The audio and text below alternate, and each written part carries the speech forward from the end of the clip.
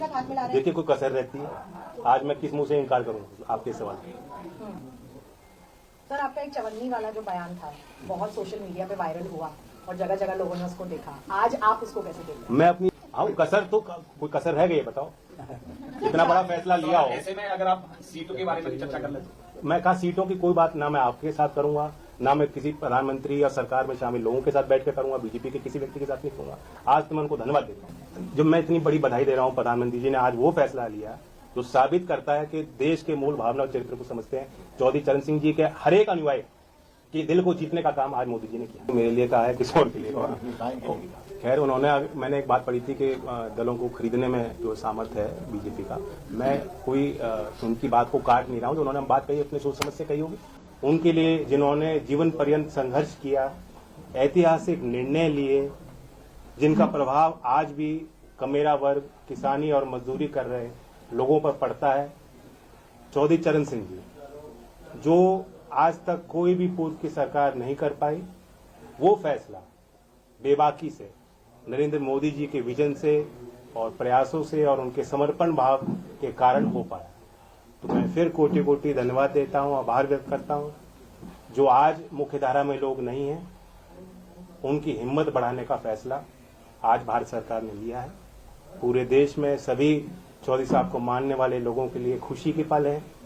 मैं चौधरी अजीत सिंह जी को भी याद करता हूं, ये उनका सपना था और इसलिए मैं कहता हूं दिल से मोदी जी को विशेष तौर से धन्यवाद और आभार कि आपने आज चौधरी अजीत सिंह जी का अधूरा सपना पूरा किया। अच्छा जैन जी इस फैसले को चुनावी बताया जा रहा है। इस फैसले को चुनावी बताया जा रहा है, चाहे वो चौधरी चरण सिंह जी की बात करें या पीवी नरसिम्हा राव की बात करें, और खासतौर पे चौधरी चरण सिंह जी को भारत रत्न देने के बारे में कहा जा रहा है कि एक चुनावी फैसला है। लोकसभा चुनाव के मद्देनजर यह फैसला लिया गया है ताकि आप एनडीए में शामिल हो सके। इस पर आपकी क्या प्रतिक्रिया है?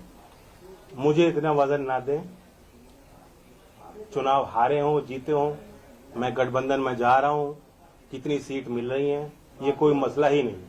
आज को वो फैसला लिया गया है जो पीढ़ी दर पीढ़ी याद रहेगा। चौधरी चरण सिंह के वैचारिक दृष्टिकोण को, उनके संघर्षों को, उनके किए गए कार्यों को हमेशा जिंदा रखने वाला फैसला है। और ये छोटी बातें हैं, अगर कांग्रेस पार्टी का विधिवत एक बयान आया है, मैं इस बयान की आलोचना ही कर सकता हूं। सर कांग्रेस पार्टी के सरकार में कभी ऐसा नहीं हुआ, क्योंकि राष्ट्रीय लोकदल की तरफ से ये एक लंबी मांग रही है, आज की बात नहीं है। और क्या आपको लग रहा है कि इस वक्त आप जिस तरीके से भारतीय जनता पार्टी या जो शीर्ष नेतृत्व है उसको आप थैंक यू बोल भी रहे हैं, क्या पहली जो सरकारें थी उनमें ये किसान के प्रति इतना संभाव नहीं था कि वो दे सकते थे उनको? देखिए सीमित लोगों के इर्द गिर्द भारत की सत्ता रही है। कुछ ही लोगों के जो मुख्यधारा में रहे हमेशा से, उन्हीं के हाथ में फैसले लिए गए हैं, उन्हीं के माध्यम से फैसले लिए गए हैं और अब एक नए भारत में ये सारी चीज बदलती दिख रही है। सर अखिलेश जी ने कहा है कि चौधरी साहब को भारत रत्न देने की मांग सबसे पहले समाजवादी पार्टी ने की। पहले की मैं उनका भी स्वागत करता हूं, जिन जिन ने समर्थन किया, जो इस फैसले के साथ हैं और जो चौधरी साहब के लंबी यात्रा में, जीवन यात्रा में उनके संघर्षों के साथ रहे, उन सबको बधाई देता हूं। ये अकेली कोई हमारी जीत नहीं है, सबकी जीत है और श्रेय सबको जाना चाहिए।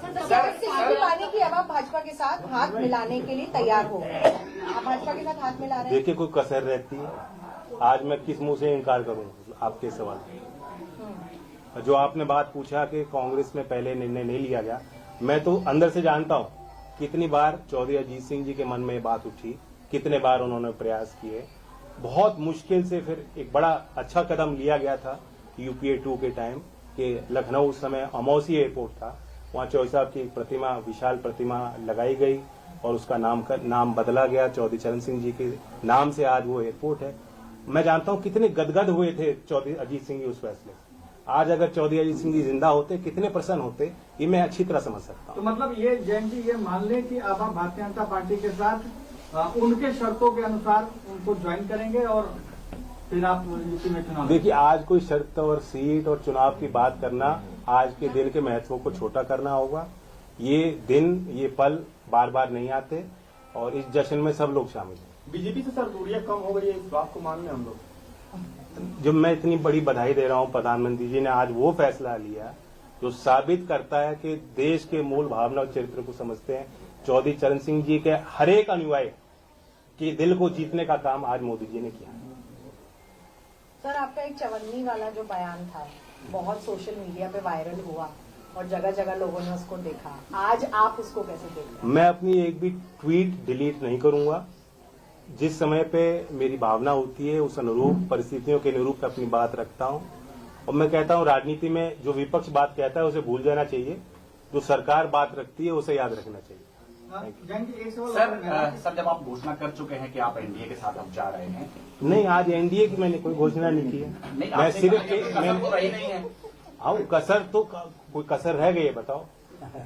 इतना बड़ा फैसला लिया हो। ऐसे में अगर आप सीटों के बारे में भी चर्चा कर ले तो मैं कहा सीटों की कोई बात ना मैं आपके साथ करूंगा, ना मैं किसी प्रधानमंत्री या सरकार में शामिल लोगों के साथ बैठ के करूंगा, बीजेपी के किसी व्यक्ति के साथ नहीं करूंगा। आज तो मैं उनको धन्यवाद देता हूँ।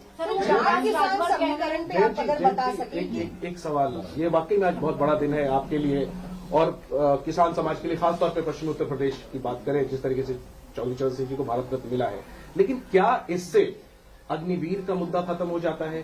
क्या इससे किसानों की एमएसपी की मांग जो जिस पर आप लगातार संघर्ष करते रहे थे वो मुद्दा खत्म हो जाता है? क्या इससे जो 1.5 साल दिल्ली की सीमा पर किसान आंदोलन चला जिसमें कई किसानों की जान गई, जो मुद्दा आप उठाते रहे वो मुद्दा खत्म हो जाता है? इसका आप क्या जवाब देंगे? सर, ये इसी सवाल में मेरा भी सवाल है, इन्हीं के सवाल में ठीक है कि अभी जो 16 तारीख को और मार्च में जो किसान आंदोलन होने वाले हैं, जिसको लेकर नाम पंचायत चल रही है, आपके क्षेत्र से भी किसान दिल्ली कूच करने की तैयारी कर रहे हैं, क्या अब आप उनसे बातचीत करेंगे कि नहीं? आप बीजेपी पर या केंद्र सरकार पर भरोसा? मैं इतना ही कहूंगा कि लोग ये सारे इन सवालों से जुड़े हुए जो लोग हैं, जो अपनी बात रखते हैं, लोकतंत्र में शिकायतें भी होती हैं, आंदोलन भी होते हैं, समस्या भी उठती हैं और ऐसा कोई एक हल नहीं निकाला जाता कि सारी समस्या आज तक जो है वो फिर खत्म हो जाए, समाप्त हो जाए और आगे कभी होए ना।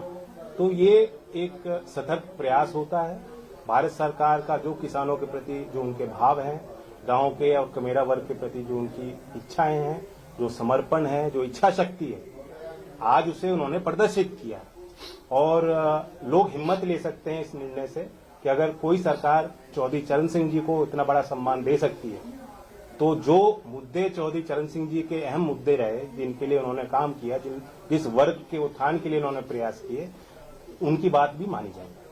सर, अखिलेश यादव जी ने एक बयान दिया था, उनका कहना ये था कि पता नहीं जयंत जी क्यों जा रहे हैं, शायद उन पर कोई मजबूरी रही होगी या उन पर कोई सीबीआई, ईडी, आईटी वैसे वो हिंट कर रहे थे कि शायद आप पर कोई मजबूरी हुई होगी। इस पर क्या कहें? नहीं, पता नहीं मेरे लिए कहा है किसी और के लिए।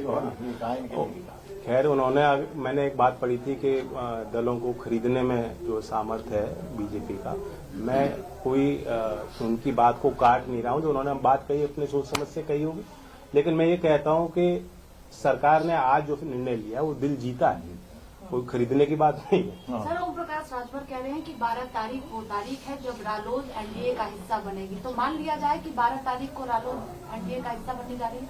पता नहीं, मुझे जानकारी नहीं। ओम प्रकाश राजभर जी को अच्छी जानकारी है। चौधरी अजीत सिंह जी का जन्म दिवस है, हम तो मनाएंगे उस तारीख, सारे देश में मना रहे हैं। Thank you.